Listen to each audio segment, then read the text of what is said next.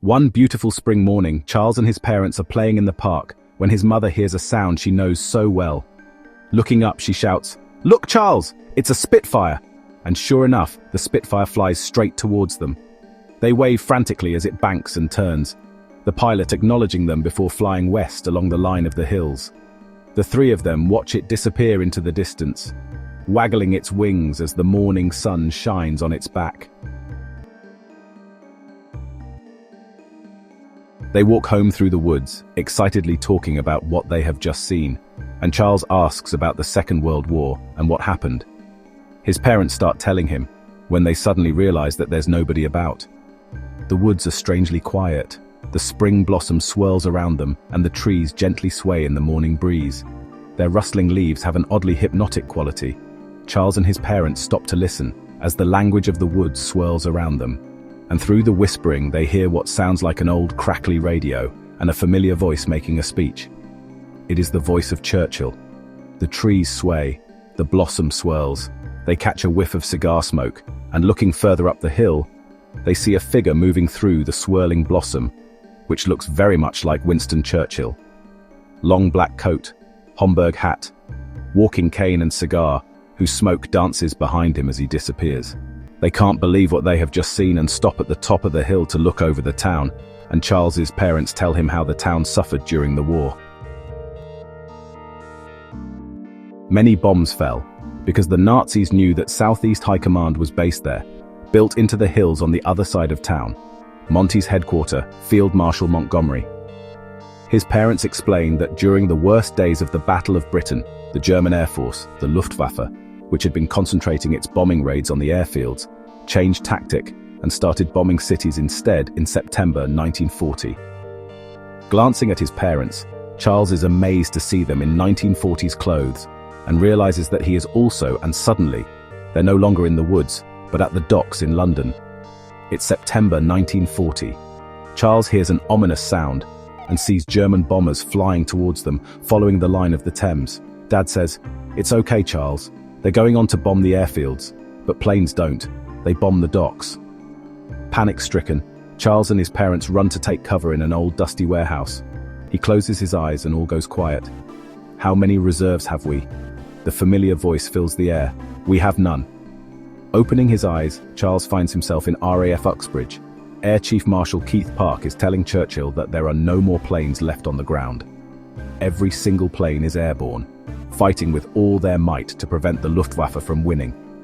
The sky is full of planes, swirling and weaving around each other, when suddenly Charles finds himself in the Mall, near Buckingham Palace, an all-too-familiar sound filling his ears, the angry drone of a German bomber plane, setting its sights on Buckingham Palace, directly making aim to bomb it, when a British Hurricane fighter plane swoops in behind and opens fire, but running out of ammunition, deliberately aims its wingtip to slice off the tail fin of the German bomber, which plummets to the ground, unable to complete its deadly mission. Charles, breathless with the shock and exhilaration, finds himself standing back on the top of the hill, his parents seeming completely unaware of anything that's just happened. Charles is rather shocked. His mother notices him shivering and hugs him. They walk home, and his father shows him an old black and white photograph of his grandfather, Frank, Charles's great-grandfather, who had been a pilot in the First World War, fighting in the Dardanelles during the Gallipoli campaign, and as Charles looks at the photograph of his young great-grandfather, the photo comes alive and the young Frank smiles and waves at him. "Come on, Charlie, let's go and hunt the Red Baron." And Charles finds himself in a brightly colored cartoon world as an old biplane builds itself around him. He takes off and catches up with his great-grandfather, who's already up in his plane, when they see a red dot, which as it comes closer, forms itself into the plane of the Red Baron. They engage in a dogfight going higher and higher, flying at the Red Baron from out of the sun, as the drumbeat of exciting music plays around them, when Charles finds himself falling back into the lounge and looking at an old photo album again, as his great-grandfather flies across the pages of the album. "Cheerio, Charlie," Charles hears him say as he waves and disappears. That night, Charles's mother tucks him up in bed and sleepily he looks at his model Spitfire, suspended from the ceiling, slowly floating from a wire above him as his eyelids close. "Hello, Charles." Opening his eyes, The first thing he sees is an old wooden railing with ornate metal posts and a hand resting on it. His eyes look from the hand to the cardiganed arm, to the kind face of an older man, smiling gently at him. Instantly, Charles knows who it is from the photographs his mother has on the shelf at home. It's her grandfather, Jamjar. And stunned, he looks around him, to find that he is on the promenade of Brighton Beach. But it's not the present day. This is wartime, and there's a German Me-109 coming straight for them. At first, in the distance, it looks like one of our boys, until it banks and turns to fly parallel with the beach, opening fire and strafing the promenade. Everyone dives for cover, including Jamjar and Charles, until they remember they can't be hurt. This is all just a memory. They laugh. Everyone comes out from their hiding places, unhurt, and dusts themselves down and goes on their way. One man's glass is all askew. "Nearly blew me bleeding head off," he says, straightening his glasses and dusting himself down.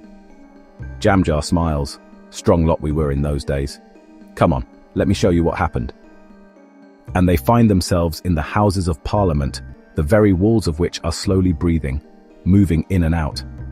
Yes, Charles, this place is alive with 1,000 years of history, and the words of Leo Amery to Neville Chamberlain, the Prime Minister, float past them in the air like captions in a comic. "In the name of God, go." A few days later, Chamberlain resigned, and guess who became Prime Minister, Charles? Winston Churchill. And on the very same day that Winston Churchill became Prime Minister, the 10th of May, 1940, Germany invaded France, and the miracle of Dunkirk began. The Houses of Parliament disappear, and Charles and his great-grandfather are standing on the beaches of northern France, Dunkirk, watching the long lines of soldiers waiting patiently in the shallow water as the little ships save them and bring them home. Then the words Enigma, Radar, Spitfire ring in their ears. Churchill's secret weapons and Bletchley Park appears before them, the highly secret intelligence base, where they see the Colossus, the first ever computer, and as the whirring and ticking noises fade away, a door opens and they step out onto the promenade of Brighton Beach again. Charles looks back at the open door and can still see the machines whirring away. But when he looks again, it has gone, and old Brighton stretches before him, the Battle of Britain raging above their heads. At Brighton Station, they see children being evacuated, including one little girl, who Charles knows to be his great-grandmother. She somehow senses he's there, before she is whisked away by her father to be put on the train and evacuated to Yorkshire. On they go to London, just in time for the Blitz, where Charles watches the second Great Fire of London. The whole of the docks ablaze, an inferno in the night bombs raining down around them. They take cover in an air raid shelter, with the eerie wail of the air raid sirens ringing in their ears. In the morning, they pick their way through the rubble of a bombed-out city, the milkman still doing his rounds, an office worker sitting in the rubble, dictating a letter to his secretary, desk and chair carefully placed amongst the ruins of their office, a woman talking to a shopkeeper who is sweeping out the glass of his shattered shop window as the woman casually steps in through the broken shop front to make her purchases. Both of them chatting quite relaxed and unperturbed. A commotion farther down the street draws their attention, and they see a group of people excitedly crowding around two figures who are walking towards them. They stop in front of Charles and his great-grandfather. It's the king and queen visiting their people, and the king suddenly looks straight at Charles, seeming to see through the thin veil of time which separates them, and speaks to him. "Remember all you have seen here, Charles, and tell your children and your children's children." And then the king and queen move on, leaving an elated Charles gazing on the great gleaming dome of St. Paul's Cathedral emerging bravely through the smoke and devastation of the Blitz. This scene fades, and Charles finds himself with his great-grandfather on the deck of a ship. It is freezing cold. Sailors are scraping ice off the deck, and the sea takes on a strangely viscous quality, like a half-set blancmange. It's the Russian convoys, on which Jamjar served during the war, taking supplies to Russia, which had switched sides and joined the Allies when Hitler invaded during Operation Barbarossa. Charles cannot believe he's actually there, but before he has time to think, darkness encircles them and he hears the thrilling and familiar sound of a Spitfire revving up beside him. They are on USS Wasp, taking supplies to Malta, which is under constant attack by the Germans. Charles watches as Spitfire after Spitfire is brought up from the hold on the lift, pilot ready in the cockpit, revving up to maximum revs to taxi along the flight deck as soon as the flag is dropped.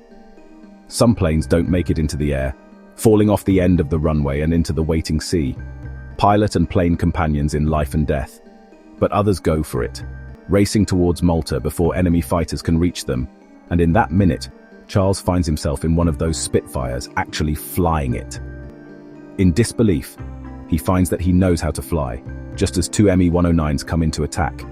He flicks the control stick to one side and dives out of the way, but the Me-109s come after him, and again he evades their fire, outmaneuvering them. A cold concentration descends on him. He feels strangely calm, and then a voice enters his mind, like a beam of light boring into his brain. If you've got to die, don't make it easy for them, Charlie. He knows the voice, coming through strong and clear, from one pilot to another. His great-grandfather, Frank, the fighter pilot, whom he'd met from the First World War, and Charles knows he is not alone, and he knows what he has to do as the Me-109s come after him. Again and again he evades their fire and outmaneuvers them, until he lands on an airstrip littered with craters and dives into a slit trench, staffing bullets nipping at his heels, as he falls into the arms of a very worried jam jar, waiting for him there. Looking out to sea, the sparkling water turns to dust, the waves to rolling sand dunes, and the rose-tinted beauty of a desert sunset spreads before them. North Africa, El Alamein, to the turning of the tide. Darkness descends when suddenly the sky lights up with what looks like thousands of fireworks, and the loudest noise Charles has ever heard pounds in his skull incessantly.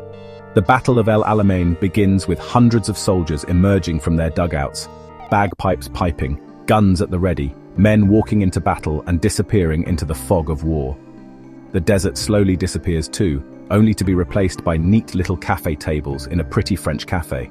A man is leaning against the window outside, seemingly reading a paper. But as two German officers appear, he taps out a strange rhythm on the window. ... The opening notes to Beethoven's Fifth Symphony, da da da da, and Morse code for victory. The two German officers enter and sit rather arrogantly and order 2 coffees. Everyone in the cafe is suddenly tense, and one woman quietly draws the V sign in some spilt salt on her table, over and over again.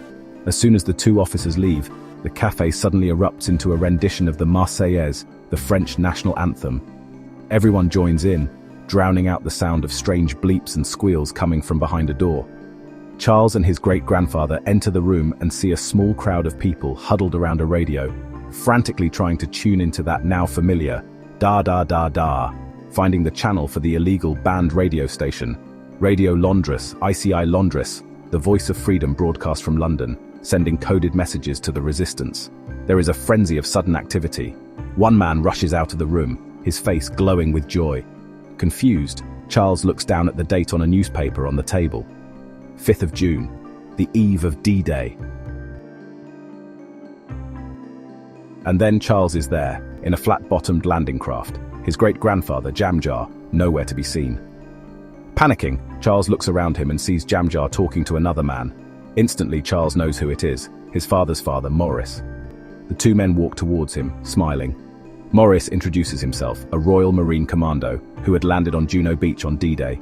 Through the chaos of the beaches, they move and find themselves at Pegasus Bridge as Lord Lovat's soldiers, with his piper, Bill Millin, relieve the beleaguered troops already stationed there, and then on they go, into a rather lovely and peaceful field, where they hear a wonderful sound, the purr of a Spitfire coming into land, and who should be flying it but great-grandfather Frank, the First World War pilot.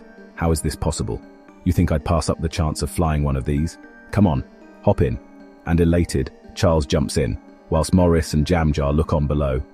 We'll meet you there, they say as they wave. Over Trafalgar Square they fly, as the cheering crowds splash in the fountain on VE Day, and the King and Queen, the princesses and Winston Churchill wave to the joyful crowd. Only the King can see Charles fly past. He looks up and nods just once. Then on into the setting sun they fly, Charles and Frank, and land in the quiet park where it all began, to find Jamjar and Maurice waiting for them, and they all walk home with Charles, where they hug Charles one last time.